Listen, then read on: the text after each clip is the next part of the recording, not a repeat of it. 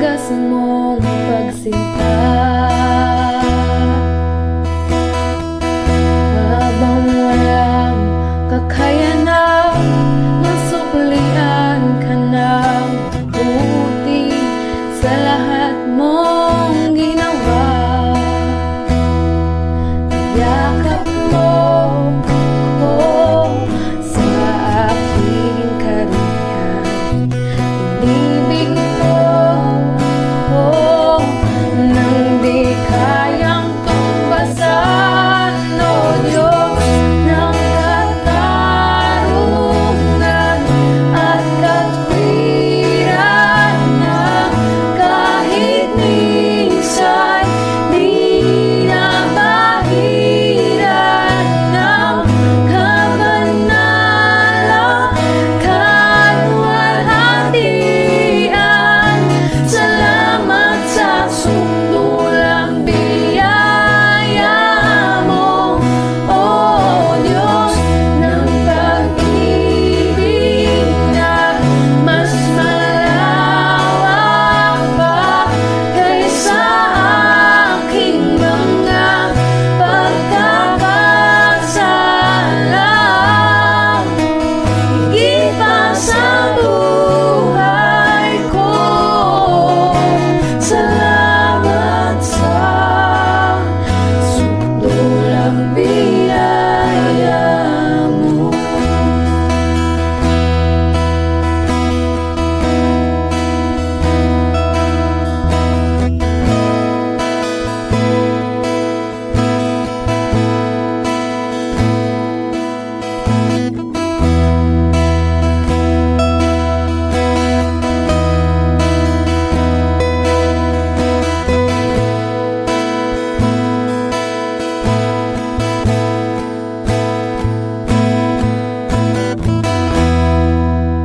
Amen. Tayo pong namin pasamanin tumayo para po sa ating confession of faith. Basahin po natin ito ng sabay-sabay na may pagkaunawa po sa ating pong binabasa. Ating po i-declara ang katotohanan ng salita po ng ating Panginoon. I believe in God the Father Almighty, creator of heaven and earth. I believe in Jesus Christ, His only Son, our Lord, who was conceived by the Holy Spirit and born of the Virgin Mary, was crucified, died, and was buried. The third day He rose again from the dead. He ascended to heaven, and is seated at the right hand of God the Father Almighty. From there He will come to judge the living and the dead. I believe in the Holy Spirit, the Holy Universal Church, the communion of saints, the forgiveness of sins, the resurrection of the body, and the life everlasting. I believe that God is a triune God, expressed in three persons: God the Father, God the Son, and God the Holy Spirit. I believe the Holy Scripture is the Word of God. It has the final word in all matters of faith and practice. I believe the Holy Scripture is authoritative, true, without error, providentially preserved, and sufficient for salvation and Christian living. Amen. Amen. Habang tayo po'y nakatayo, pakibukas po sa ating pong teksto, sa ating pong pagpapatuloy sa ating pong series. Makibukas po sa aklat po ni Juan, John chapter 9, verse 1 to 7.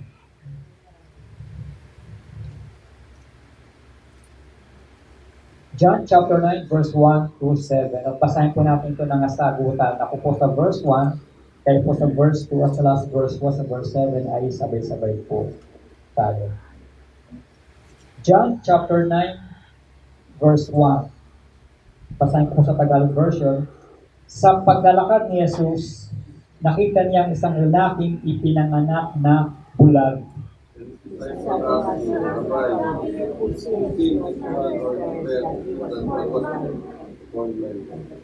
Sumagot si Jesus, ipinanganak siyang bulag, hindi dahil sa nagkasala siya o ang kanyang mga magulang, kundi upang mahayag ang kapangyarihan ng Diyos sa pamamagitan niya.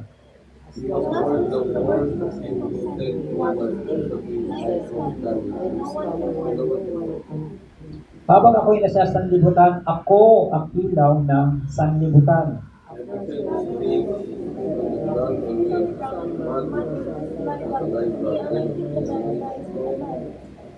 Lahat po tayo, sinabi ni Jesus sa bulag, pumunta ka sa depos ng tubig sa Siloam at maghilamos ka roon. Ang kahulugan ng salitang sigaw ay sinugo. Ganon nga ang ginawa ng bulag at nang magbalik siya ay nakakita na. Tayo manalangin. Salamat Panginoon sa pagkakabasa ng mga banal na salita. Tulungan mo kami Panginoon na maunawaan ng mga talata ito at magamit namin ito sa aming pang-araw-araw na pagbuhay. Kasi namin pinataas ang pag-aaral ito, ang pagliling-liling ng itong salita sa mga sandali ito. Ang panalangin in Jesus' name. Amen. Okay, sa pong mapagpalang umaga po sa bawat isa, sa ating pong pagpapatuloy sa ating pong series, ito po sa chapter 9 na po tayo, na may heading po niya sa inyo po mga Bible na Jesus heals a man born blind, o pinagaling niya sa isang bulag. Sino po rito ang walang karamdaman? Ano ba ito karamdaman? Sakit, no? Sino rito walang sakit? Walang sakit? Kaya balikan natin question. Sino rito may karamdaman o may sakit? No? Parang lahat yata ng tao, tanongin mo ay may sakit, may karamdaman. Kagaya ng prayer kanina, sa opening prayer natin, maging doon sa ating apostolic prayer, ay nababanggit din yung kagalingan na nagmula sa ating Panginoon Diyos doon sa mga sakit na ating nararamdaman. Hindi lang sakit, hindi lang karamdaman. Sinong walang problema? Wala din, no? Sinong walang problema? Sinong may problema? No? Marami, no? Marami din problema. May tao bang walang problema? Sa panahon ngayon, parang walang tao na walang problema.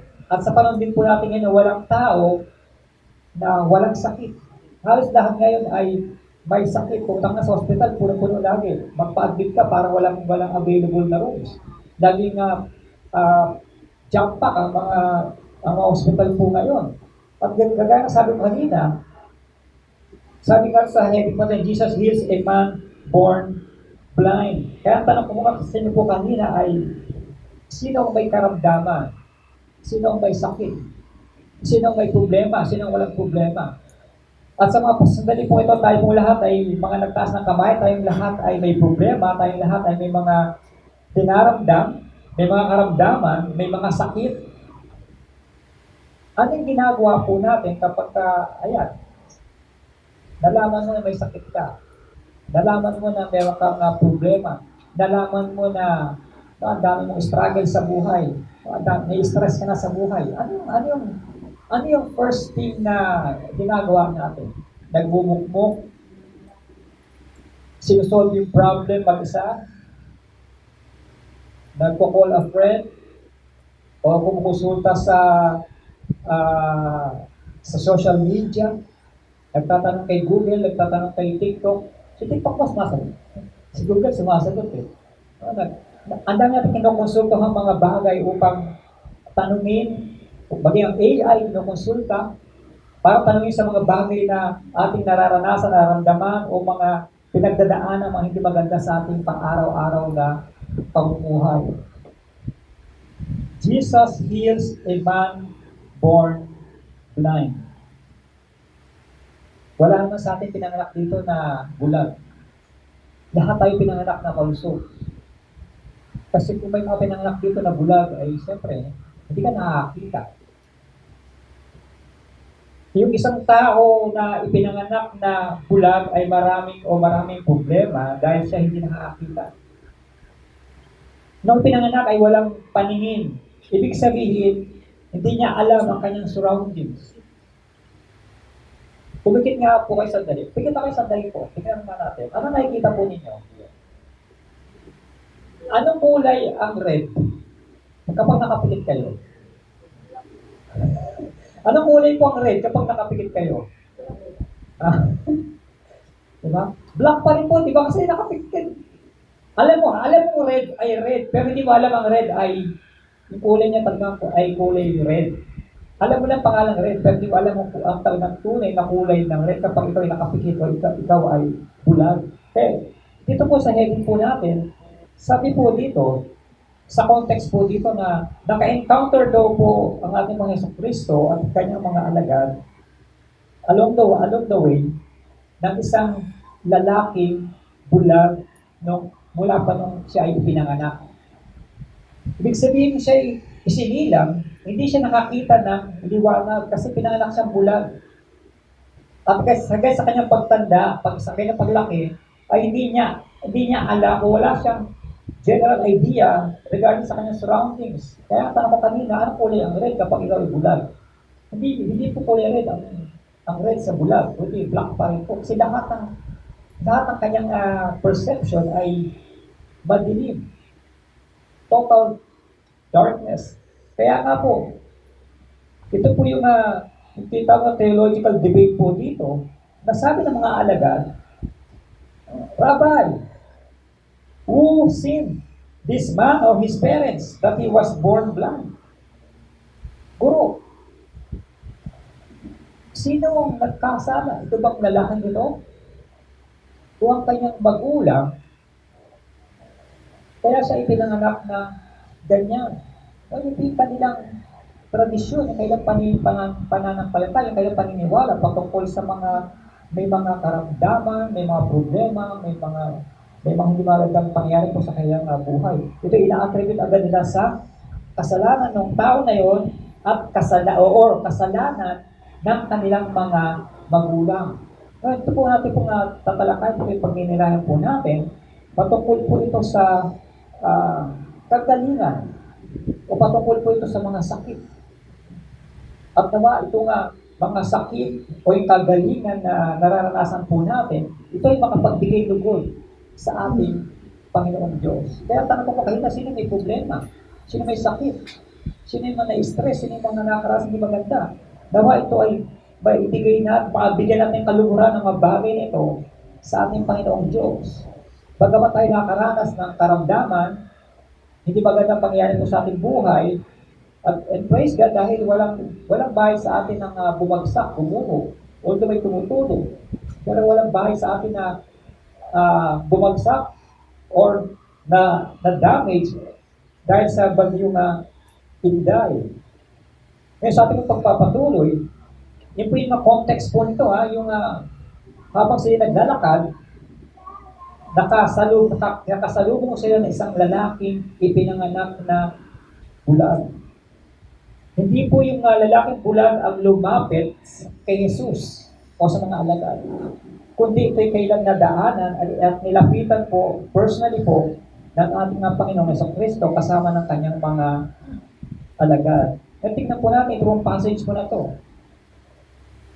And this passage teaches us about Jesus as the light of the world. Last week po in John chapter 8 verse 12, yung patungkol po sa sinabi ni Jesus na yung kanyang divine authority na sabi niya, I am the light of the world. Ako ang ilaw ng sanlibutan, o aking liwanag ng sanlibutan. And may connection po yan dito po sa ating po tatalakay sa chapter 9 po, patungkol po dito po sa lalaking bulag. Kung si Jesus ang ilaw o liwanag ng sanlibutan, ang lalaki naman ito ay namumuhay doon sa karimlan, namumuhay sa kadiliman, namumuhay sa total darkness. But yung claim na ating Panginoon Hesus Christus chapter 5, sabi niya, while I am in the world, I am the light of the world, who heals physical blindness and opens spiritual eyes. Ang lalaking bulag na namumuhay sa karimlan, namumuhay sa kadiliman, ay nakatagpo ng liwanag sa pamagitan ng ating Panginoong Hesus Kristo. Ito po yung isang divine encounter din po, no? Dito po sa narrative po nito. Ngayon tingnan po natin. Sabi po sa verse 1 to 3, it's about the problem of sickness. What is the problem of sickness? It's about human adversity versus divine intent. Ano ba yung intensyon ng ating Panginoong Kristo dito sa mga pangyayari po ito? Una po, sabi sa verse 1, yung kanilang pagtatagpo nitong lalaking pinanganak na bulag mula pa nung siya ay isinilang. This is the human condition, the condition ng lalaki. Kung saan siya ay namumuhay sa karimlan. Siya ay namumuhay doon sa kadiliman. Mula pagkabata hanggang sa kanyang paglaki ay wala siya nakikita kundi kadiliman, karimlan. Nag-describe na lang ang mga bagay-bagay patungkol sa kanyang mga paginahawakan niya. Kulang siya ng isang senses. His human condition. The man was born blind, highlighting a life marked by limitations and begging. Sa panahon po nila, kapag ikaw ay bulag, wala ka ng wala ka ng silbi doon sa lipunan. Kung ikaw ay mamalimos, para maitawid po yung ipong pang-araw-araw na pangangailangan. Kung di ka po mamamalimos, ay mamamatay ka po sa gutom. Kasi di ka pwede magtrabaho kasi ikaw ay bulag. Paano ka makapagtrabaho kung ikaw ay bulag? At praise God, bali sa panahon po natin ngayon, tinatanggap na rin po yung mga PWD. May mga company na ngayon na tumatanggap ng mga PWD at may ibig siya ng pagkakataon na magkapagtrabaho.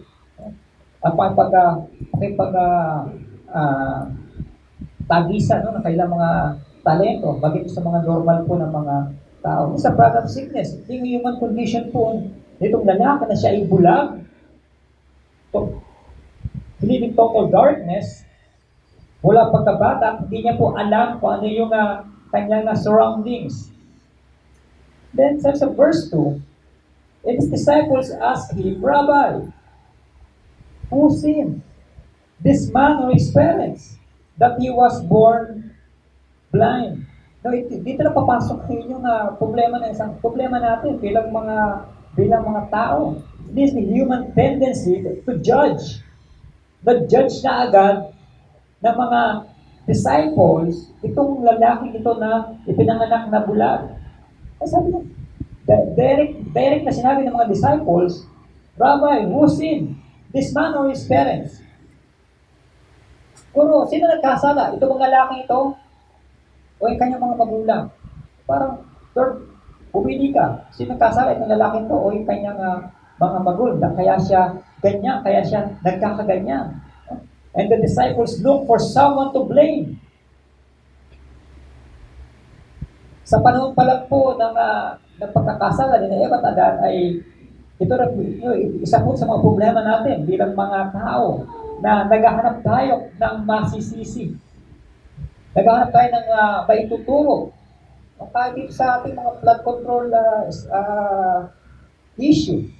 At maging sa iba pang mga issue na kinakaharap ng ating bansa ay nagtuturuan mo bawat isa kung sino yung may problema, sino yung mga pasimuno, kung sino yung nagkasala, nagtuturuan. At maging nga itong mga alagad ay hindi po exempted. Who sinned? This man or his parents? Napakaano po yun, no? Direct judgment po yun. Ano po yung sabi sa mga nakarapat ng pag-aaral, huwag tayo mag-judge. Kung mag-judge man tayo, it should be right judgment. At naayon po sa salita po ng ating Panginoong Diyos. But itong mga alagad ay ginudge na po agad. Itong lalaki pong ito. There's a human tendency to judge. They reduce the man's lifelong suffering to a simple cause and effect equation. Talagang dinusgahan na po. Kung ipaparaphrase po natin yan, sabihin niya, Guro, makasalanan siguro ang tao ito kaya siya nagkakaganyan. O kung hindi man siya makasalanan, yung kanyang magulang ang nagkasala kaya siya ipinanganak na ganyan. Although, tayo po bilang mga tao, tayo po talaga ipinanganak na meron tayong mga inherited na kasalanan na nagmula doon sa ating mga minuno. Kaya nga, sinasabi ng Biblia na walang matuwid isa. Walang nakaabot sa pamantayan sa ating Panginoong Diyos. Ang lahat ay nagsisigiko ng kanyang mga daan. Ang lahat ay mga naliligaw. Kasi ang gusto ng mga tao ay kasalanan. Tayo mga makasalanang tao. Pero dito po sa context na ating pong tinatalakay, ay direkta pong sinasabi ng mga alagad na merong kasalanan ng tao ito. May specific sin ang kasalanan ng tao ito, kaya siya nagkakaganyan. Kaya minsan sa atin, baka nag-judge din natin ibang mga tao. Baka naisip natin na siguro may ginagawang kasalanan niya, kaya ganyan siya. Siguro nagkakasala yan, kaya sinatanggal niya. Oh, baka pati rin tayo po, nagja-judge na rin po natin ang ibang mga na tao na hindi naman po dapat. At maging sa context din po natin, ito isang eye-opener po sa po sa atin na huwag po tayong quick to judge. Huwag po basta-basta agad mag-judge. Huwag po basta-basta humahatol o nagbibigay ng conclusion sa mga bagay na nakikita po natin, iba pa yung nakikita po natin, at iba po yung tunay na actual na nangyayari po sa kanyang pag-araw-araw na pagbuhay. It's the human tendency na tayo ay mag-judge. Nag-judge tayo sa mga bagay na hindi natin alam kung ano yung hinuhusgahan po natin. Kaya binibigyan din po na yung babala ng ating Panginoong Diyos na huwag tayong basta-basta humahatol dahil ang paghatol po ay sa ating Panginoong Diyos. Kung tayo nga hatol, nagkakaayos po sa salita po ng ating Panginoong Diyos. This is the problem of sickness. At pangatong sa verse 3, sabi po ito ng ating Panginoong Jesucristo, hindi niya po sinagot ng direkta na itong tataang ko ay nagkasala o kanyang magulang. Kasi sabi ni Jesus, neither, o hindi pumili si Jesus doon sa pagpipilian na sagot. Kung sabi ni Jesus, neither this man nor his parents sinned, said Jesus, but this happened so that the work of God might be displayed in his life. This is divine perspective. Na hindi nga perspektibo ng mga alagad, kundi na divine perspective ng ating Panginoong Kristo. Jesus rephrased the narrative completely. Sabi niya, hindi. No? Hindi ang tao ito. O ang kanyang magulang, ang nagkasala, kaya siya nagkakaganyan. Kundi upang mahayag ang kapangyarihan ng Diyos sa pamamagitan niya. Tama po na isa mga kasalanan na gagawa po ng isang tao, o mga kasalanan na gagawa po natin, meron po yung mga consequences na nangyari po sa atin. Pero dito po sa context po natin, iba po yung perspective po ng ating Panginoong Diyos dito po sa pangyayari na ito. Ito ay para daw, sabi ni Jesus, upang mahayag ang kapangyarihan ng Diyos sa pamamagitan niya.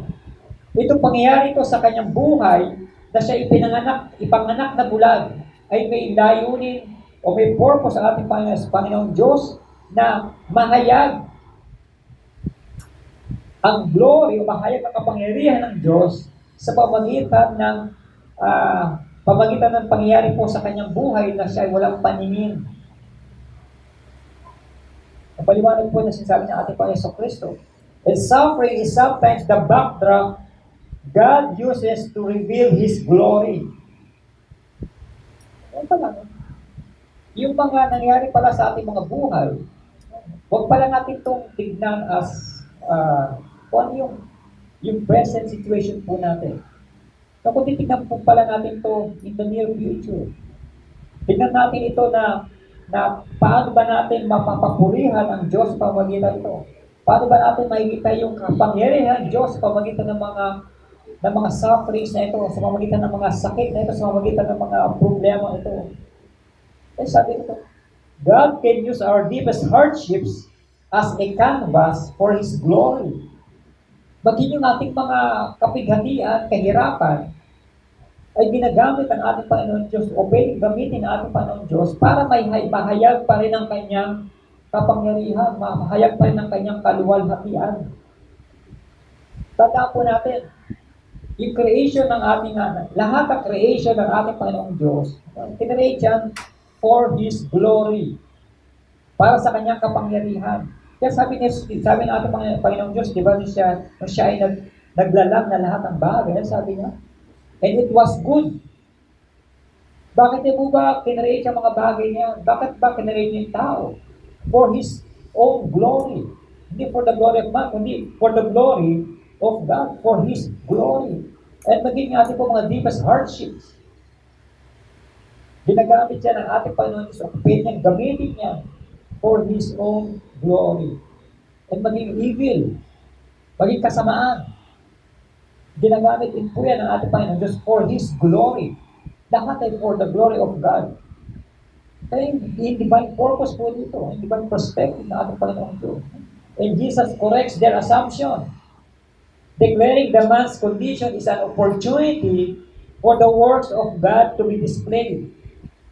No? Mahayag yung kaluwalhatian o kapangyarihan ng ating Panginoong Diyos sa mga hindi magandang bagay na nangyayari po sa atin. At maging, bakit even yung mga nakaraang mga bagay, Yolanda, ngayon ay si Super Inday naman ngayon. No? Bumalik daw si Inday, no?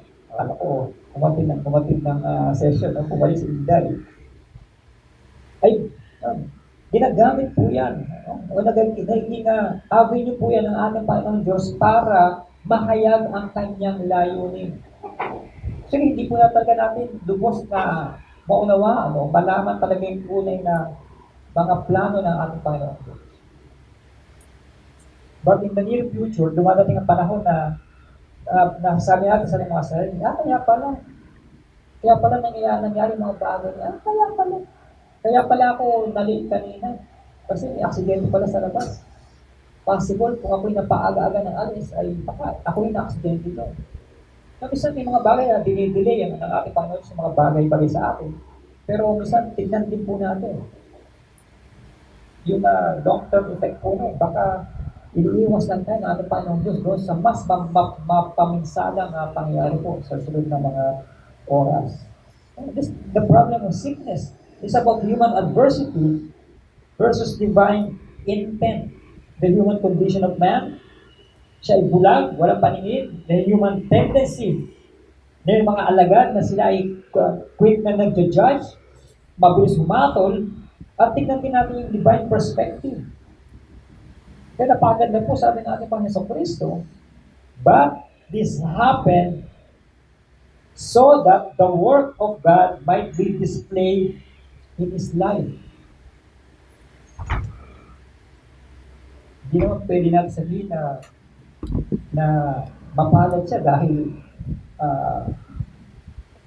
siya ay pinanganak na bulag, walang paningin. Sa panahon natin, kapag ikaw ay PWD, parang tingin na natin sa ating mga sarili, mga tao, mga invalid. Pero di po natin alam yung plano talaga ng ating Panginoon Diyos. And praise be unto God. Dahil sa kapansanang ito, siya po ay pinubos ng aming Panginoon sa Kristo dahil sa kapansanan niya. Nagamit kanyang kapansanan para ma-reveal yung kapangyarihan o kaluwalhatian ng ating Panginoong Diyos. Anim naman kung ikaw ay malusog, malakas. Kung hindi naman nahayag ang kaluwalhatian ng ating Panginoong Diyos sa iyo, useless yan. Kung hindi naman nagagamit yung ating mga kalakasan, yung ating mga magandang bagay sa atin, hindi naman yung nagagamit for the glory of God, that is useless. And nowhere, kahit pagbalik-balik pa rin po natin ang Biblia, wala pa po akaw maliban lang po dito sa pagpapagaling ni Yesu Cristo di sa lalaking pinanganak na bulag. Nowhere you can found na merong tao na pinagaling o binigyan ng sight at siya ay nakakitang muli.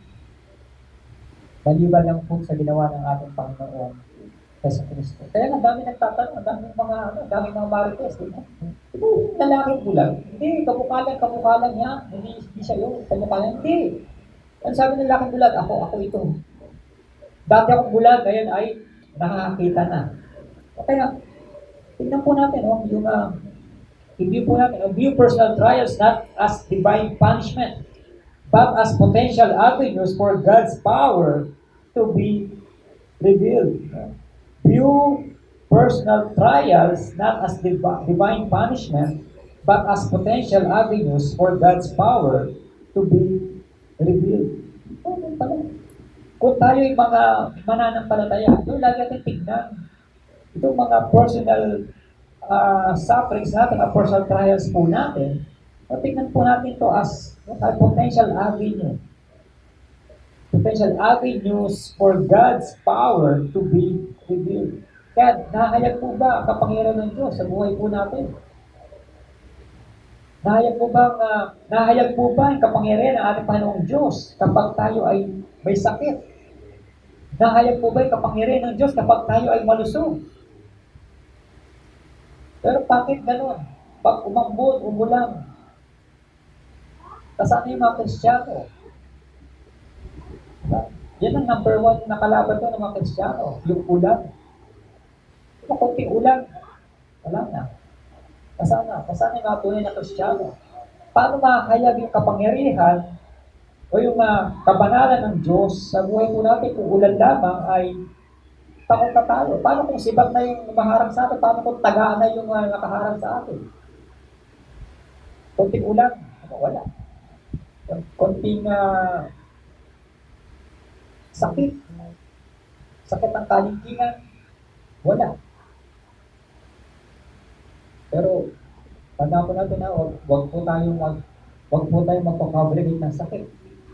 Wag natin sabihin na may sakit ako para lang hindi ako makadalo sa gawain. Sabihin mo na masakit ang ganito mo para hindi ka lang makadalo sa gawain. Sabihin mo na may sakit si ganito para hindi ka lang makadalo sa gawain. Ang dami mga alibis.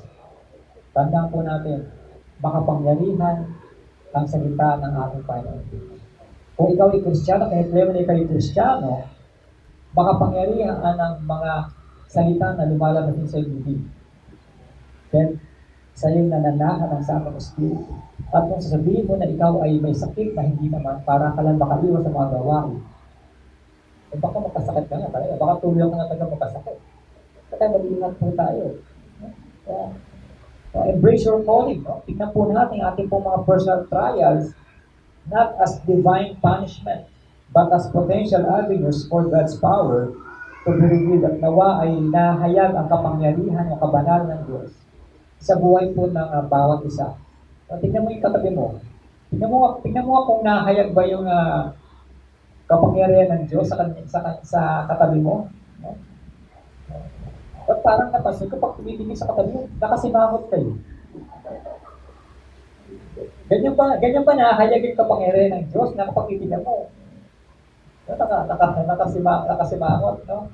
O may iniisip lang, o baka mayroong pinagdadaanan. No? Pangalawa po, hindi lang po ito na the problem of sickness. Pangalawa po sa verse 4 to 5, sabi natin pa sa Kristo, as long as it is day, we must do the work of Him who sent me. Night is coming when no one can work. While I am in the world, I am the light of the world. This is the urgency of the mission. Sabi ni Jesus, as long as it is day, we must do the work of Him who sent me. The urgency of the mission. Jesus declares, I must work the works of Him who sent me while it is day. Kaya sabi niya, gagawin ko mga bagay na pinapagawa sa akin, na nagsugo sa akin. Pinagsugo sa Kanya, ang Diyos Ama. Kailangan gawin natin ang mga ipinapagawa na nagsugo sa akin habang umaga pa. Ibig sabihin, habang may panahon pa. Habang may pagkakataon pa.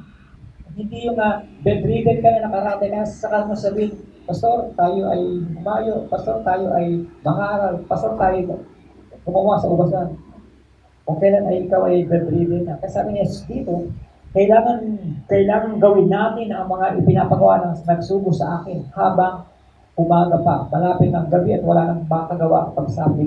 Huwag natin antayin ng pagkakataon na dumating ang araw kung saan tayo ay wala nang pagkakataon para mapaglingkod sa aming Panginoon. This is the mandate. We must work the works of Him who sent me. Okay, believers are called to seize every God-given opportunity to serve and minister to those in need. Kaya nating maglingkod sa bawat isa, paglingkuran ng bawat isa. Hindi lang po natin pinaglilingkuran o tinutulungan ang mga taong tumutulong din sa atin. Wala po tayong mapapalapulong, ang tinutulungan lang po natin ang mga taong tumutulong lang sa atin. Kundi tulungan daw natin ang mga taong walang kakayahan. Tulungan ang mga taong nangangailangan. This is the mandate. We must work the works of Him who sent me while it is day. Habang may pagkakataon, habang may panahon, gumawa sa ubasan. Dahil kapag dumating ang pagkakataon, dumating yung time na dumating na ang ating Panginoong Jesucristo, wala na po tayong chance na makapaglingkod. Kaya habang maaga pa, habang may pagkakataon pa, habang may panahon pa, gawin yung mga bagay na ipinapagawa po sa atin. Marami pong pinapagawa sa atin ang ating Panginoong Diyos. Iniligtas po tayo ng ating Panginoong Diyos to do good works. Ipinsahe ko ito ng ating Panginoon sa Kristo, we must work the works of Him who sent me while it is day. Gawin natin ang mga bagay na pinapagawa ko sa atin. Iba-iba pong dinig sa atin ng ating Panginoong Diyos.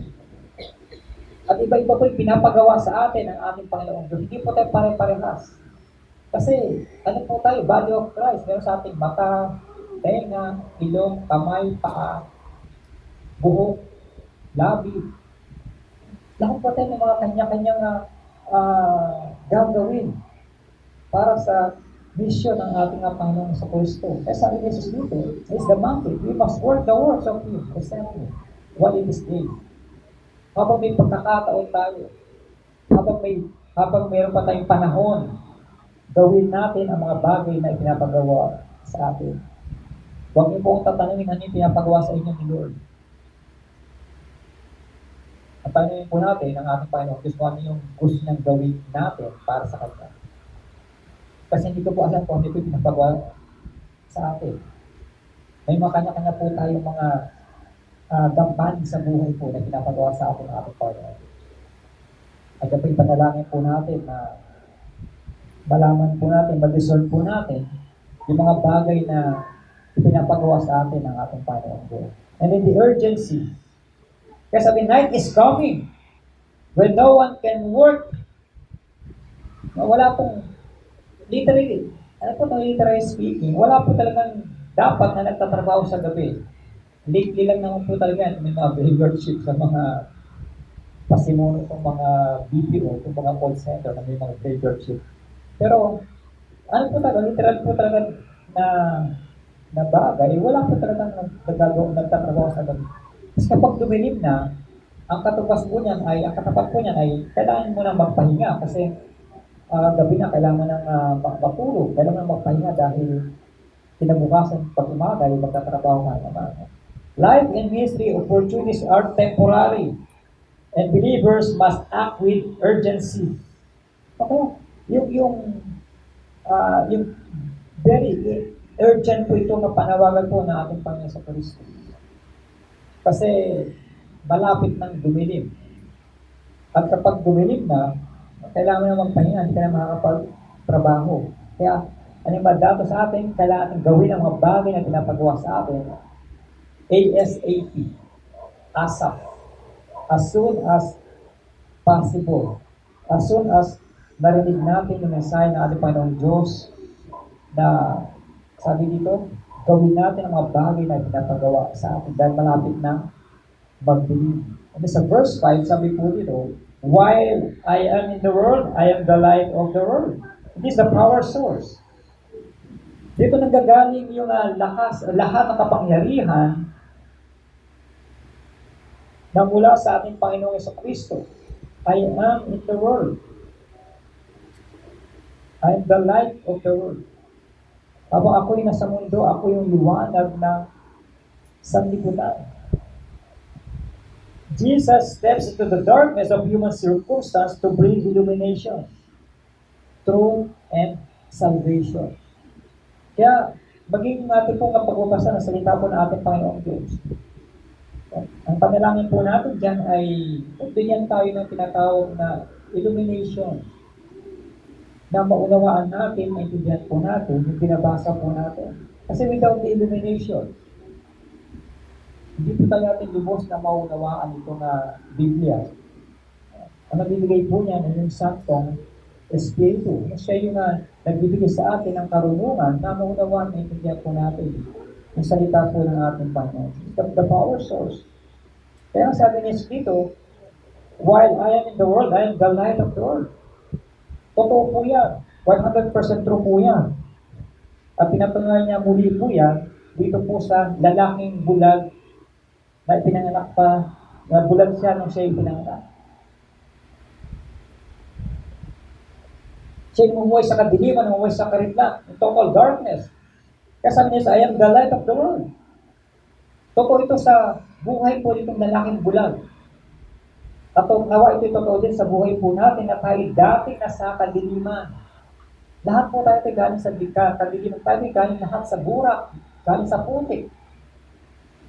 Praise be unto God dahil tayo inamo ng ating Panginoon Diyos. Dinamitan ng bagong damit. Dinamitan ng bagong anyo. Kaya wala na po tayo doon sa kadiliman. Dahil ang dapat na ipinamumuhay po natin ay liwanag na nagbumula po sa ating Panginoong Kristo. Kaya po may liwanag ang buhay kay Kristo. Hindi po sa Meralco. Sabi ni Meralco, may liwanag ang buhay sa kanila. No. May liwanag ang liwanag ng buhay na kay Kristo, hindi po sa Meralco. Kaya huwag po tayo maniwala doon. Maniwala po tayo kay Kristo. Siya yung liwanag ng buhay. At yan po yung sinasabi po ng Biblia, and the light of the Lord. Sabi ng Jesus. This is the urgency of the mission. The mandate, the urgency of the power source. Without the power source, wala pong kapangyarihan. Wala pong lakas. And without our Lord Jesus Christ, lahat po ay babagsak. And testify to how Jesus has brought you from the darkness of sin into His marvelous light. Kaya po yun po yung challenge po sa atin. Paano tayo hinamo ng ating Panginoon sa Kristo dito sa pagkakasadlak po natin sa kasalanan, sa karumihan, patungo saan? Sa kanyang liwanag. Kaya, ang tunay na Kristyano ay hindi po namumuhay sa kasalanan. Pwede po tayong magkasala, pwede po natin ipinamumuhay ang kasalanan po na yun. Nagkakasala tayo at humingi ng tawad, pero hindi po tayo nasasadlak po na sa kasalanan, hindi po tayo nag-stay po na sa kasalanan po na yun. Dahil tayo po nasa liwanag na. At paliwanag na po yung ating pong buhay, kita-kita na po natin ang mga bagay-bagay at kita-kita rin po natin ang mga anyong kasalanan. Dahil nireveal na po ng liwanag yung kasalanan. Besides sa verse 6 to 7, having said this, he spit on the ground. Dumura po siya sa lupa. Made some mud with the saliva and put it on the man's eyes. Verse 7, go, he told him, wash in the pool of Siloam. This word means sent. So the man went and washed and came home seeing. Notice the miracle of healing. Ito yung himala ng pagpapagaling.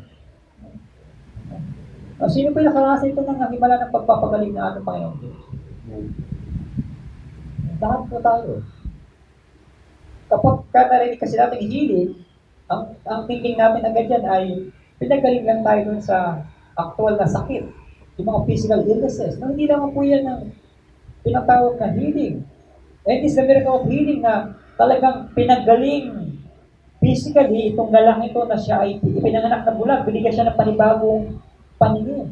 Samantalang sa atin, yung iba na ng pagpapagaling sa atin, tayo po yan nalinis sa ating mga kasalanan, hindi po pa pagpapagalingan sa sakit natin spiritual. Pasigit pa doon sa nangyari sa lalaki na binigyan ng panibagong paningin, samantalang tayo ay binigyan ng kagalingan spiritual. Lilinis sa ating mga karumihan. Hindi ba isa pong himalayan? It's the miracle of healing. At ito sa pangyayari sa natin po, meron po itong process na tinatawag, proseso po ang ginawa ating Panginoon sa Kristo. Tingnan natin yung faith and obedience po dito sa nangyari po ito yung process ng faith and active obedience. Dito po ng lalaki po nga bulag. Una po is the method. Verse 6, yung method po na ginawa ng ating Panginoon sa Kristo. Having said this, he spit on the ground, made some mud with the saliva, and put it on the man's eyes. Nung bumura si Jesus doon sa lupa, gumawa ng putik, gamit ang kanyang laway at yung alabok. Tama ba alabok? Alikabok. Ng lupa. At ilagay ito sa kanyang mata. So kung titignan natin yung method ng ating Panginoon Kristo ay parang sabihin natin, yata diri. Sa panahon natin ngayon yan. Parang sa tayo ng COVID, hindi ko pwede yan. Dumura ka lang noon, di ba? Pwede ka nang isumbong, ituro. Pwede ka na agad ikulong, kasuhan. Pero, hindi naman natin ang isang Kristo, ito po ay nakakaiba. Kaya pansinin po niya, every time na siya ay gumagawa ng mga himala ay gumagamit siya ng mga bagay na present sa paligid po niya. Present po sa paligid po natin. Nagpakain siya ng libo-libong tao, hindi niya po minahagik lang yung mga bagay, kundi pinarami niya yung isda at tinapay. Isda o kanin ba? Isda at tinapay. Baka sa isda at kanin. Isda at tinapay, pinarami niya po yun. Hindi niya po minahagik lang yan na bigla lumabas na lang yung isda at tinapay niya, kundi na merong source yung isda at tinapay. At maging dito po at maging sa yung first miracle. Remember? Ano yung first miracle? The wedding at Cana. Hindi po siya nag-magic lang na bigla nagkaroon ng alak po niya. Kundi sabi, sumalo kayo ng tuwig, punin yung mga balde dyan. At yung kanya ginawang alak. At maging dito po, hindi sinabi niya sa bulag na magaling ka na. Wala, nakakakita ka na. At kakaiba, this is the method. No? Jesus spat on the ground, made mud, and applied it to the blind man's eye. This unconventional method tested the man's sensitivity and showed that God's methods often confound human expectations. Hindi natin lubos na maiisip. Natin lubos na ganun yung pamamaraan ng ating Panginoong Diyos sa lalaking ito. At maging sa ginagawa niya rin po sa ating pong buhay, hindi po natin tagalubos maisip yung mga pamamaraan ng Diyos. Alam niyo yung pamamaraan ng Diyos sa buhay natin? Hindi. Nalalaman lang po natin kapag nangyari yung mga bagay po na yan. Doon natin na-realize na kaya pala. Hindi natin talagang lubos na maunawaan yung mga pamamaraan ng ating Panginoon Diyos. No? This the method. And then the command. Jesus instructed, go. Wash in the pool of Siloam. Sabi po. In pool of Siloam, this word means sent. Jesus instructed, go. Pagkapahay doon sa lalaki, sa kanyang mga mata, no? Pumunta ka doon, no? At maghugas ka, tingnan natin sa Tagalog, eksaktong Tagalog version. Pumunta ka sa deposit ng tubig sa Siloam at maghilamos ka roon. Nilagay siya ng putik sa mukha, sa kanyang mga mata, at sinabi, pumunta ka sa deposit ng tubig sa Siloam at maghilamos ka. Kalugan ng salitang Siloam ay sinugo. Ganun na ginawa ng bulag. Kaya po you get yung radical obedience.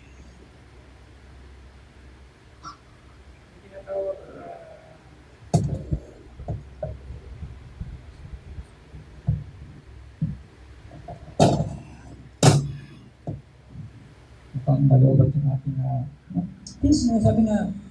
this required radical obedience and a public step of faith. Pwede man on the spot, sabi ni Jesus, hindi na magaling ka na, nakakita ka na. Pero sabi ni Jesus, di ba, pagkapunas sa kanyang mga mata, pumunta ka doon sa deposit ng tubig at maghilamos ka roon. This required radical obedience. Yung bulag ay bulag, hindi nakakita. Paano niya malalaman yung lugar kung saan nandun yung deposito ng tubig? Parang imposible. Pero sabi ng ating Panginoon Kristo, go wash in the pool of Siloam. At siya ay tumalima, siya ay sumunod. Hindi po siya nag-question. Hindi po siya nagtanong, ano yung tawag na kay Jesus? Rabbi, Lord, my God. Pero siya po ay sumunod. That's the command. Ito yung instruction ng ating Panginoon Kristo. Go and wash in the pool of Siloam. Hindi sinabi ni Jesus na, kayo mga alagad ko, alalahain niyo itong lalaki ito para dalhin niyo sa ilog. No. Sabi niya, go.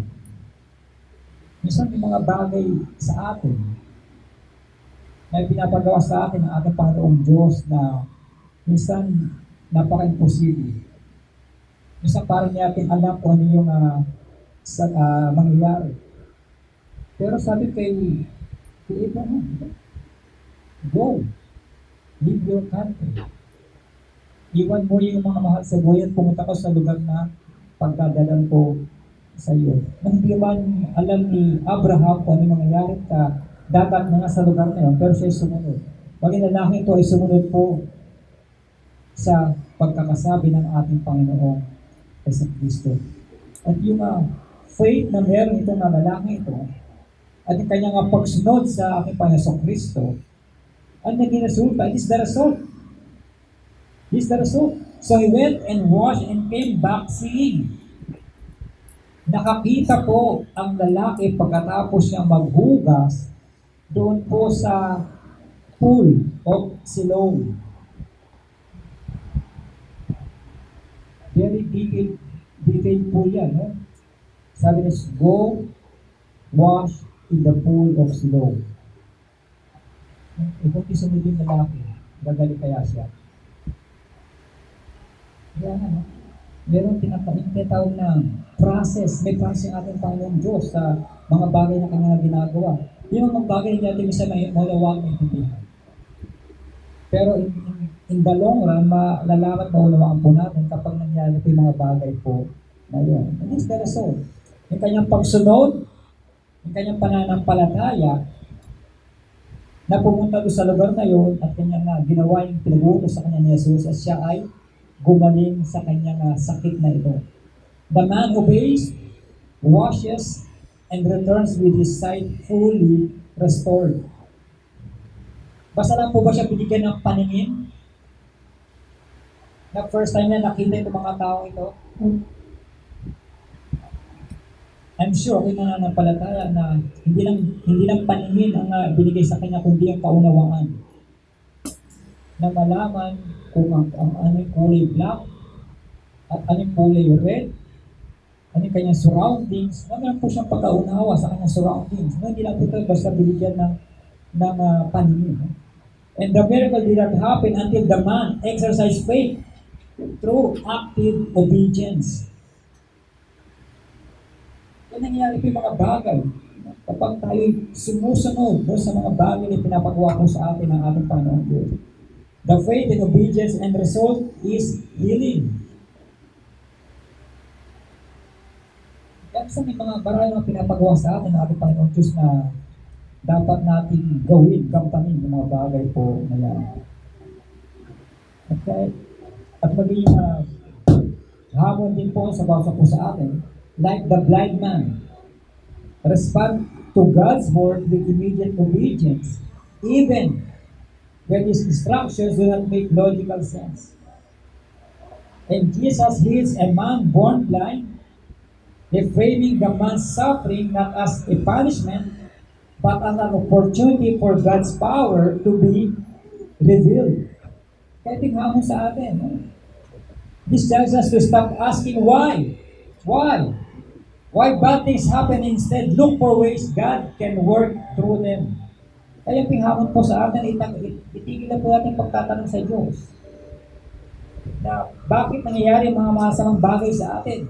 Sa halip, kumahanap po tayo ng mga paraan kung paano kikilos ang Diyos sa pamagitan ng mga ito.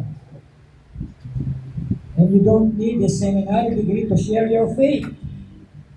Your most effective witness is your personal story of what God has brought you through. I was blind, but now I see. Sabi mo sa kanta, I was blind, but now I see. Nawa, ang lahat po ay nakakita, binigyan ng liwanag ng ating Panginoon Kristo at patuloy na namumuhay sa liwanag, patuloy na namumuhay ng may kabanalan.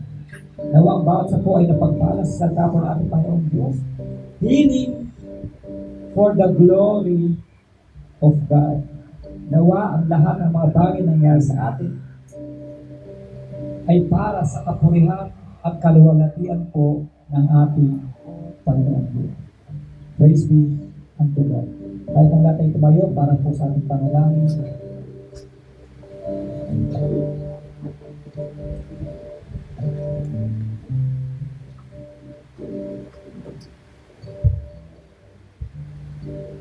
Purihin ka, Panginoong Diyos, dahil ikaw ay tapat.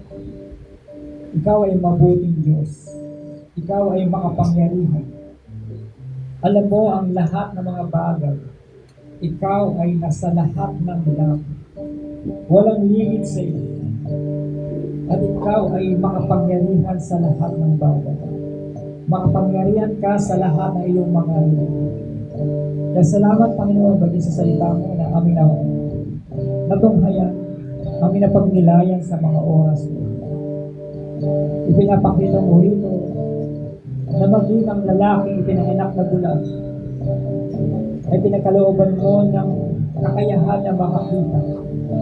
Hindi lamang makakita ng mga bagay, kundi magkaroon din siya, Panginoon, ng kaunawaan sa kanyang mga nakikita.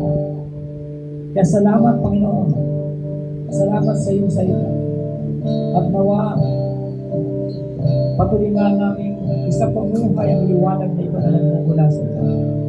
Na kami dati na sa kadiliman, hinango at patungo sa iyong liwanag. Ngayon kami nasa liwanag na. Tulungan mo kami, Panginoon, na may isang pamuhay ang liwanag na ito.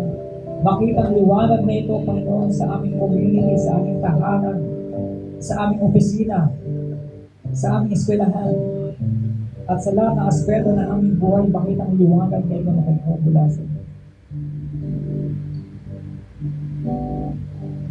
Kaya pinupuri ka namin at patuloy na pinapasalamatan. Dahil patuloy mo kaming tinutuan, nire-review kami sa aming mga pagkukulang. Nire-review kami sa mga bagay na nadjudge agad namin na hindi namin alam ang context. Lord, patawad po na misjudge namin ang ibang mga tao. Kaya tulungan mo kami, Panginoon, na patuloy na makapamuhay na may kabanalan sa iyong karapatan. Kaya pinupuri ka namin at patuloy na pinapasalamatan at maging sa kagalingan ng lalaki. Kami din ay patuloy na dumadala na makaranas din, Panginoon, ang kagalingan na nagmumula sa iyo. Maging aming mga pisikal na kalalagayan. Nawa ay tulungan mo kami, nagbabalik kami sa mga sakit namin physical. Lalo-lalo sa mga sakit namin spiritual. At ganoon din, Panginoon, maging sa mga mahal namin sa buhay na may mga sakit sa mga oras na kami naniniwala at nagtitiwala sa iyong kapangyarihan na ikaw ang Diyos na may akda ng kagalingan. At nawa ay maranasan ng aming mga kapatid na ito ang kagalingan na ito na nagmumula sa iyo. Kung paano pinagaling ang bulag na ito, paano siya binigyan ng mata na pwede makakita, kami din dumadalangin na makaranas ng kagalingan ng aming mga physical illnesses na ito, Panginoon. Dahil walang imposible sa iyo kung ito ay luluobin mo at ito'y nasa ikong dakilang kalooban. Kaya salamat, Panginoon, sa mga oras na ito. Salamat, Panginoon, sa biyaya hatid mo sa bawat sa amin na kami sama-sama makapakilig na ipumabadal na sa ito.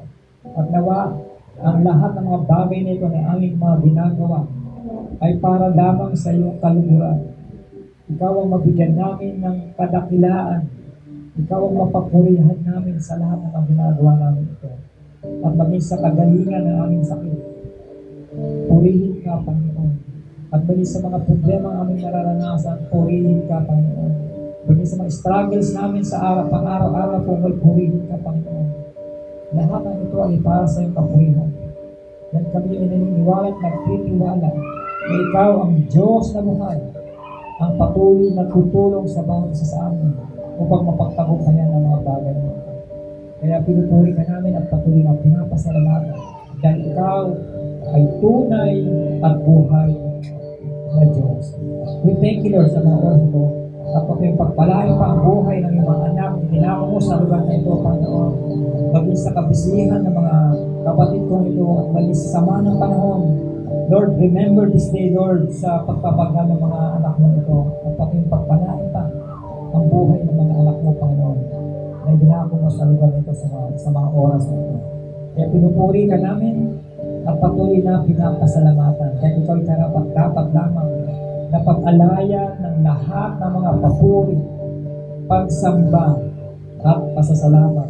Dahil ikaw ay tunay at buhay na Diyos. And to Him who is able to keep you from falling and to present you faultless before His presence with exceeding joy. To the only wise God, our Savior, be glory and majesty, dominion and power both now and ever. May the grace of our Lord Jesus Christ and the love of God and the fellowship of the Holy Spirit be with you all. Amen.